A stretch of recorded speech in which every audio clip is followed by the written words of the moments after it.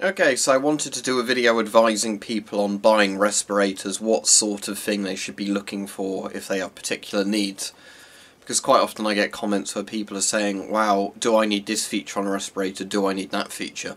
And I can't really answer that for you. I can ask you questions whether you actually need that feature, but it's up to you, obviously, to you to decide, do you want that feature on a respirator, do you want to pay more for it, things like that. So hopefully in this video I can cover a load of those points and then you can say, do I actually need this feature, yes or no, and then look at masks that are applicable, rather than saying, well, I don't know, do I actually need this feature? So we're going to look at that.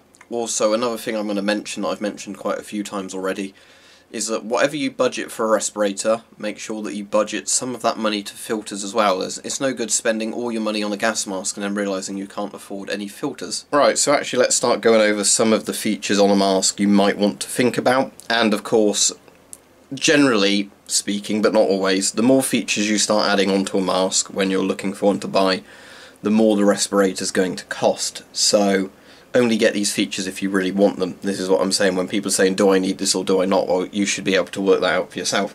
So one of the ones is a panoramic lens. So that's basically when you have almost, if you think of it this way, a widescreen lens rather than having two eyepieces.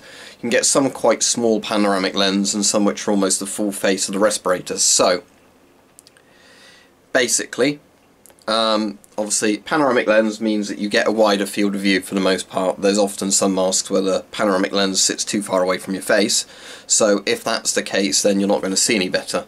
So obviously the advantage to a panoramic lens is, as I was saying, you can see further. So if you're a claustrophobic person and you don't like the idea of wearing a mask, I think that's kind of one of the good features of a panoramic lens. It's a bit more comforting, I think, for a lot of people having more of a field of view. Also means other people can recognise your face a bit more easily behind a respirator. So, something to consider if you're paranoid, get a panoramic lens. Well, not paranoid, but you know what I mean, if you're sort of, you're claustrophobic, you don't like having it, you don't like having stuff on your face, get a panoramic lens. But for most people I don't think it's really a needed feature, especially not if you're just going to be sitting in your house waiting to evacuate or just evacuating with a mask on from some sort of risk. You don't really need a panoramic lens for that. Voice diaphragms. Do you want other people to be able to hear you properly? Now this is a feature I would recommend on the mask, but it does depend on the mask. Now some masks don't have voice diaphragms, but if you talk loudly with the mask on, your voice won't be too muffled because they have big exhale valves or whatever, and your voice will still transmit properly out the mask. On some other masks your voice will be very muffled. Now not all voice diaphragms are the same. Some are better on some masks than others, so some masks can have a voice diaphragm and you still won't be heard great. Others can have quite a small voice diaphragm and your voice is very clear coming out the mask, so that's something to consider. Another thing is, do you want to buy surplus or new old stock masks, or do you want to buy a brand new mask? Well, obviously you get a guarantee of a brand new mask, and obviously that might be something you really want to consider. Do you want to pay a lot more for the mask and have, like a 10-year guarantee on it or something like that? When you buy surplus, there's obviously no guarantee, but generally, as I said, I've got loads of masks in my collection, somewhere between 70 and 80 odd, depending if I count duplicates of certain masks or not. I'd say easily 5 or less of those masks don't work.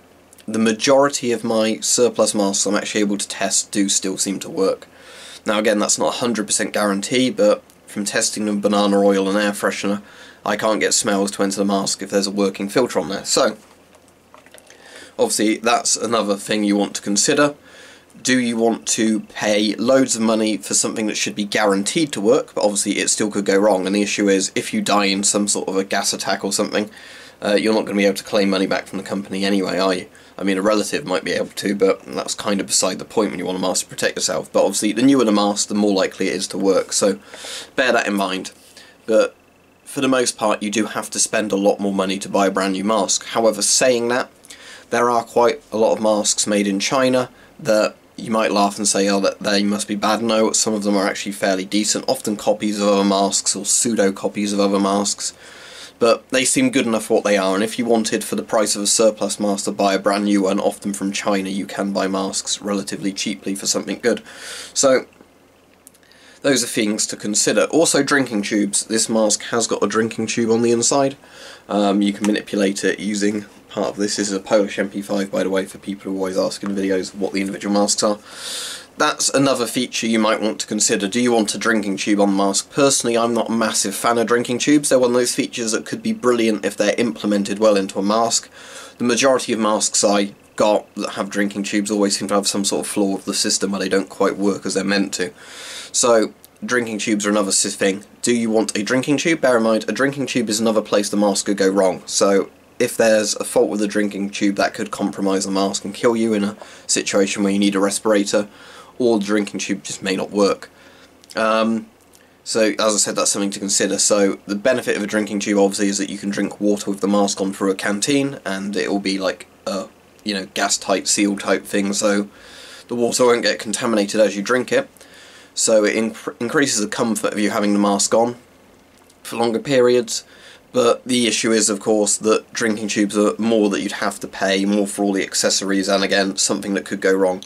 I know some people who've said on certain masks they've actually taken the drinking tube off and they've filled the part in with plastic where the valve is just because they don't trust them enough, which is fair enough. Because I have got some masks that if you suck on the drinking tube hard enough and it's not connected to a canteen, you can actually suck air in from the outside, so again, that's a bit of a worry. And speaking of comfort, that's another big thing I want to go over. Comfort. One of the really big important factors of a mask is getting a mask that's comfortable for you to wear. Now, this should be obvious, but as well as making an airtight seal, you want a mask that you can have on for a period of time and it's not going to hurt you and make you want to pull it off.